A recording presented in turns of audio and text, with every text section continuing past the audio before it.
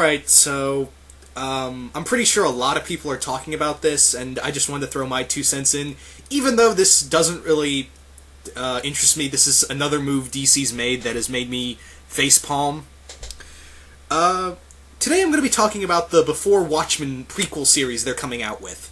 Now, for those who know, I'm not a huge Alan Moore fan. I'm in no way a huge Alan Moore fan. I know he's a very... I acknowledge that he's a good writer. He's made a lot of memorable stuff that have, made a lot of news and whatnot, and made a lot of movies. I've never been a fan of Alan Moore. Not because I don't... I've read his books. I've read a lot of the Alan Moore books. Killing Joke, of course, I liked, and there are some other stuff. Watchmen was another book I read. Watchmen was... I'm going to say Watchmen was good. But, I did like the movie. I'm not saying it was the greatest superhero movie ever, I'm not trying to say that. I'm just saying the Watchmen movie was about as best as we're going to get. Zack Snyder did an okay job, trying to bring that movie, that whole 12-issue miniseries to light and make it, an interesting book. Movie. Movie, I'm totally out of it. Zack Snyder did an okay job. It could have been...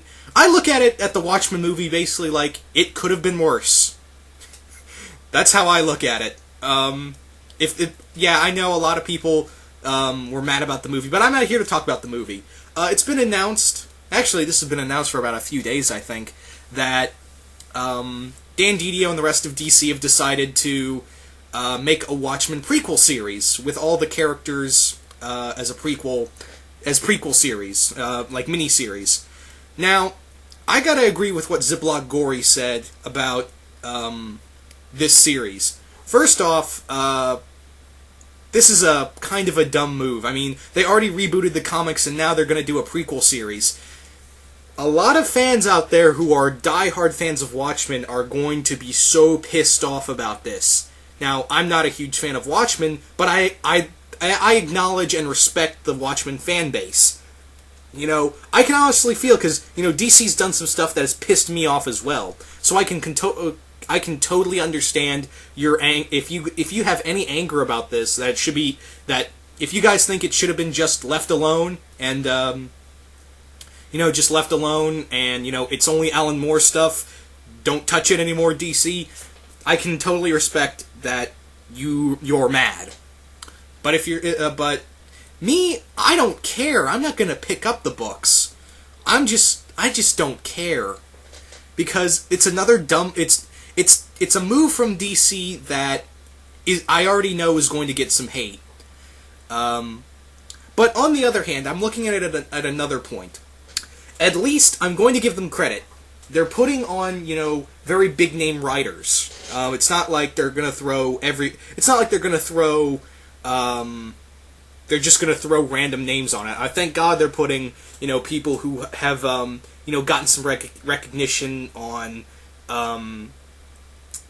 other big-name stuff like, JMS, Len Wein, and, Brian Azzarello.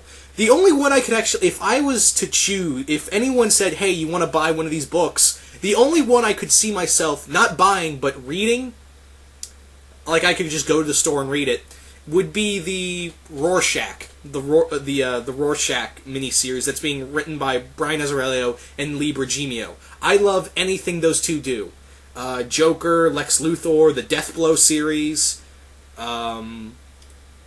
Lee Bergimio's Batman Noel book was really good.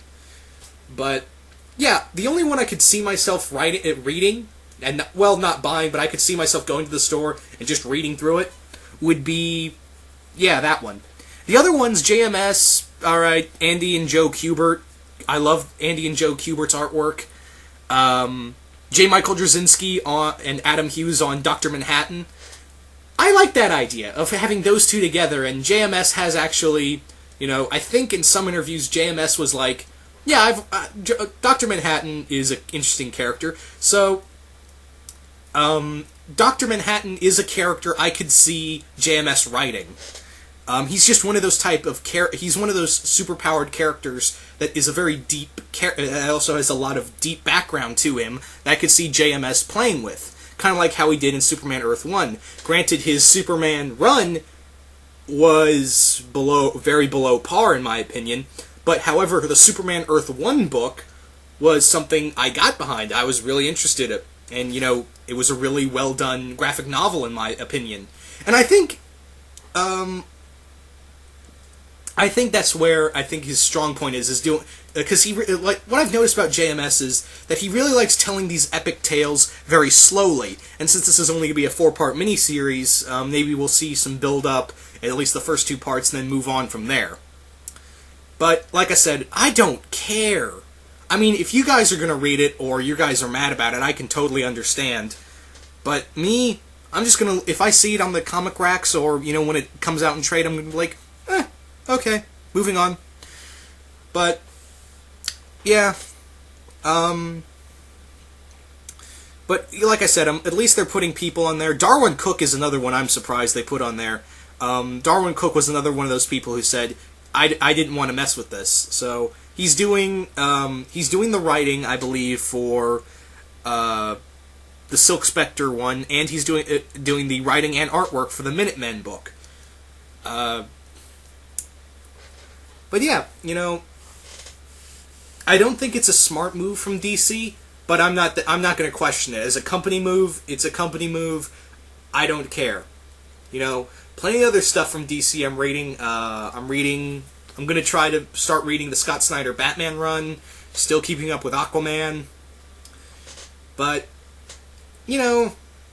I'm just kind of indifferent on it. I can understand, like I keep saying through this video, I'm not mad about it, but I know it's probably going to have some blowback to it. It's going to have some negative feedback as well. And yeah. I mean, again, I gotta say this again. You guys just restarted the universe with the New 52, and now you want to play with this? Like Ziploc Gory said, it's like throwing gasoline on an open fire. In some cases. So, what else can I do? I can bitch and moan about it, but I'm not. I'm just kind of on the fence. I don't care. If people say good things about it, I'll be like, okay, that's good. But me, I don't see myself picking them up personally. I'm low on money. I'm tight on money as it is. So I can't really, spread out to other books. So I got to keep my money where it is now until I get a job. But if I hear actually good things about it, who knows? Maybe I'll read it. I'm not going to say buy, but I'll give it a read. The one I could see myself reading is right now the Rorschach one. Just because I love the creative team of Bergimio and Azzarello. But yeah, I pretty much said my piece. You guys can check. I'm going to put some links below, and you guys tell me what do you think of all this. Anyway, I'm out.